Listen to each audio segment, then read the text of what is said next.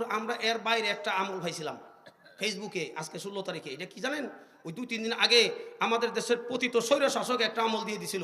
যখন 16 তারিখ আসবে বিজয় দিবস, তখন যারা ছাত্র লীগ আসো তোমরা পাঞ্জাবি টুপি পইরা তোমরা একটা মিছিল বের করবা। তোমরা থাকবা মিছিলের পিছনে, তোমাদের স্লোগান থাকবে নারায়ে তাকবীর, তোমাদের সামনে থাকবে ছাত্রী লীগ, এরা নিচে থাকবে ভেডিকুট, ওভরে শাড়ি, এরা কইব জয় শ্রীরাম, বলে নাউজুবিল্লাহ জালিম। শয়তান কারে কয়?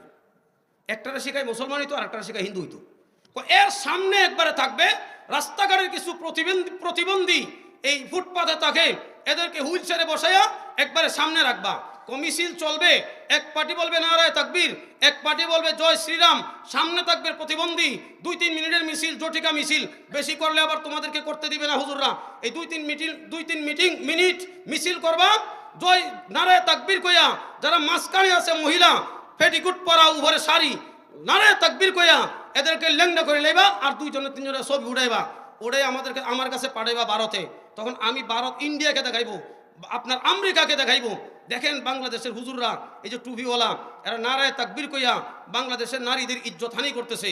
আর সামনের কাতারে যেগুলো প্রতিবন্ধী আছে 2-1টা জবাই করে লেবা, গুলিতে মারবা, ছবিগুলো আমার কাছে পাঠাইবা, আমি আমেরিকার ট্রাম্পের কাছে পাঠাই দিব। বাংলাদেশের দখল মৌলবাদীদের হাতে গেছে, এই দেশটা আমার হাতে না দিলে আর শান্তি হবো না। এইগুলো 2-3 দিন আগের ফেসবুকে দিতেছে, 16 ডিসেম্বর বিজয় দিবসে আমল করবা। কেউ আবার এগুলো করছেনি? এইখানে নাই আলহামদুলিল্লাহ। এগুলো শয়তানের দেওয়া আমল। আমার আল্লাহ কোরআনে কারিমে 7টা আমল দিয়েছেন, নবী মুহাম্মদুর রাসূলুল্লাহ সাল্লাল্লাহু আলাইহি ওয়াসাল্লাম হাদিসে একটা আমল করেছেন। 8টা আমল বিজয় দিবসের আমল, শুধু একদিনের আমল নয়, মৃত্যু পর্যন্ত আমল। বলেন সুবহানাল্লাহ।